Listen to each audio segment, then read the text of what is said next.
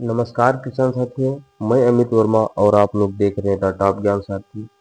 साथियों, आज हम लोग जो चर्चा कर रहे हैं उस पर मेन चर्चा हमारी ये कर रहे हैं कि हम लोग जो भी गेहूं और धान की जो भी फसल लेते हैं उसमें हम लोग मुनाफा बहुत कम कमा पाते हैं। लागत इतनी ज़्यादा बढ़ गई है कि अब हम लोगों को मुनाफा उसमें समझ में नहीं आता है। तो हम लोग ऐसी दशा में मानेंगे कि हम लोग इसकी खेती करें या ना करें। तो साथियों, आज मैं आप लोगों को बताने वाला हूं कि आप लोग जो खेती कर रहे हैं उसमें आप अपना लाभ कैसे बढ़ाएंगे। तो साथियों, जैसे कि आप लोग गेहूं की फसल जब भी करते हैं तो उसमें एक औसतन जो खर्चे की बात हम लोग करेंगे उसमें आप लोगों को बचत ना के बराबर आती है।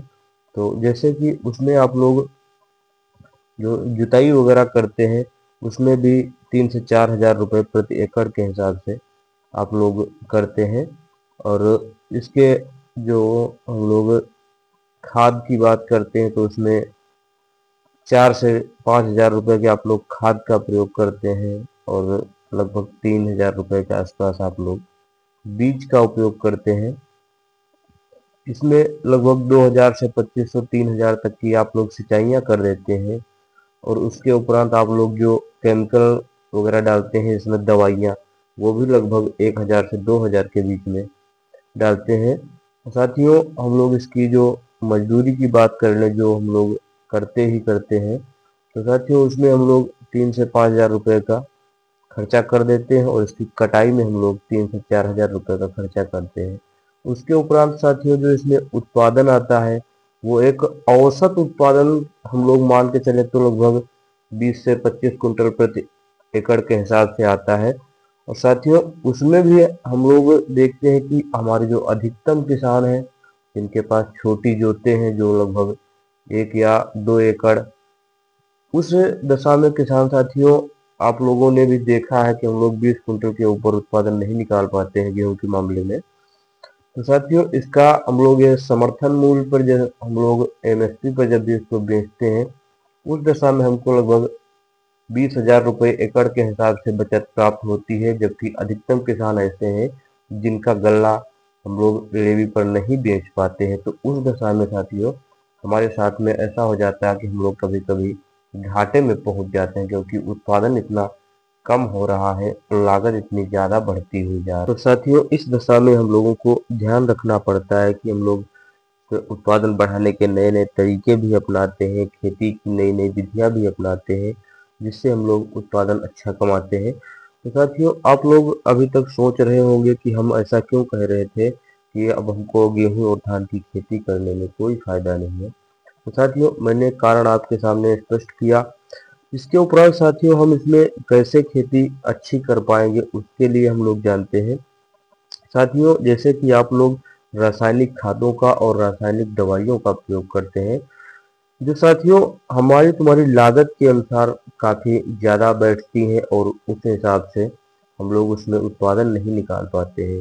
तो अब हम साथियों ये चाहेंगे कि हम लोग जैविक खेती की तरफ बढ़े तो हमारे लिए ज़्यादा अच्छा रहेगा। क्योंकि साथियों आप लोग जो डीएपी यूरिया का प्रयोग करते हैं तो इसका असर लगभग 1 महीने बाद गायब हो जाता है। हम जिस फसल में डालते हैं मात्र उसी फसल में कुछ दिनों के लिए ही हम उसका असर देख पाते हैं या उसी फसल तक ही देख पाते हैं। अब साथियों हम लोग जो जैविक तत्वों का प्रयोग करेंगे जिसमें हम लोग अच्छी प्रकार के जैविक या फिर अपनी गोबर की कंपोस्ट खाद खेती की खाद इनका प्रयोग करेंगे तो ये हमारी जमीन की उर्वरा शक्ति को काफी दिनों तक बढ़ा देती है, जो एक अच्छे लेवल तक बढ़ा देती है जिसमें हमारी उत्पादन अच्छी होती है। और साथियों इसमें हम लोग जो भी दवाइयों का प्रयोग करते हैं जो कीटनाशक या अन्य दवाइयों का, साथियों उसका उपयोग भी हमें कम करना पड़ता है तो हमारी वहां से भी लागत बचती है। साथियों अब हम लोग अभी तक बात कर रहे थे जिस विषय में आप लोग अभी तक सोच रहे होंगे कि चलो हम मानते हैं हमारे यहाँ जोतें छोटी हैं जिस कारण हम लोग कम उत्पादन ले पा रहे हैं। पंजाब हरियाणा के किसान हमारे जो है वो उत्पादन कैसे अच्छा ले पा रहे हैं। साथियों वहां पर जो किसान है या तो उनके पास में एरिया ज़्यादा है जिस कारण वो लोग खेती तो उनका धर्म ही बनता है। तो उस हिसाब से वो लोग थोड़े थोड़े जो मात्रा में कमा रहे हैं उससे भी लगभग अच्छा कमा लेते हैं, जिस कारण उनको नहीं ज़्यादा देखने को पड़ता है सब कुछ। और साथियों अपने यहाँ जो यूपी में जो भी किसान हैं, इन किसानों के पास मेन समस्या ये है कि इनके पास जोतें छोटी-छोटी हैं, जबकि इनके पास पर्याप्त सिंचाई के साधन भी नहीं है। तो इस कारण इनको साथियों बहुत सारी मुश्किलों का सामना झेलना पड़ता है।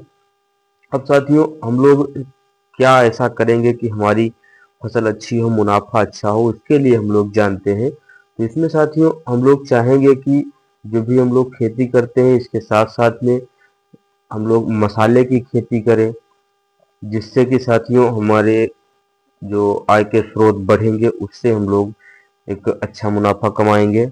और साथियों इसमें अच्छा उत्पादन लेने के लिए हम लोग बागवानी करेंगे, सब्जी की खेती करेंगे, जिससे हम लोग फलों की खेती में अच्छा उत्पादन हम लोग प्राप्त करेंगे। जैसे साथियों थोड़ी देर के लिए मान लेते हैं कि हम लोगों ने टमाटर की खेती की, तो उसमें हम लोग एक अच्छा उत्पादन प्राप्त करेंगे, उसमें बचत भी अच्छी प्राप्त करेंगे। क्योंकि साथियों ये जो हम लोग बात करते हैं, इसमें हम लोग लगभग 1 एकड़ में टमाटर कितना भी कम हम लोग बचाएंगे, तब भी हम लोग उसमें लगभग 60-70 हज़ार रुपये का तो बचा ही लेंगे। जबकि हम लोग गेहूं धान में जो बचा रहे थे वो लगभग 20 हज़ार के आसपास बचा रहे थे, वो भी हम लोग 6 महीने की फसल में। और टमाटर की जब हम लोग फसल करते हैं 3 महीने में हम लोग 60 हज़ार बचा रहे हैं। तो हमें यहाँ पर ज़्यादा अच्छा देखने को मिलता है। उसके साथ साथ में साथियों हम लोग जो बागवानी वगैरह कर रहे हैं, जिसमें हम लोग केला, पपीता, अमरूद आदि के पौधे लगा रहे हैं, तो इसमें साथियों हम लोग जो केले वगैरह खेती करते हैं, तो इसमें साथियों आप लोग 1 एकड़ के हिसाब से कितना भी कम बचाएंगे, तो केले की खेती में 1 लाख रुपए की लागत यदि लगाएंगे, तो उसके उपरांत हम लोग साथियों लगभग 3 से 4 लाख रुपए तो बचा ही लेंगे। वो साथियों हमारे लिए काफ़ी अच्छा रहेगा। तो हम यही चाहेंगे कि आप लोग अपनी खेती को सुदृढ़ बनाएं। और साथियों खेती की उर्वरा शक्ति बचाने के लिए आप लोग जैविक तत्वों का प्रयोग अधिक से अधिक करें। क्योंकि साथियों हम लोग जो रासायनिक खादों का प्रयोग करते हैं, ये हमारे खेत के लिए नुकसानदायक काफ़ी ज़्यादा हद तक होती है। क्योंकि साथियों इनमें साथियों आप लोगों को तुरंत ही इनका फ़ायदा समझ में आता है, उसके बाद में इनका जो साइड इफेक्ट देखने को मिलता है वो हमें बहुत ज़्यादा ही देखने को मिलता है। धन्यवाद साथियों।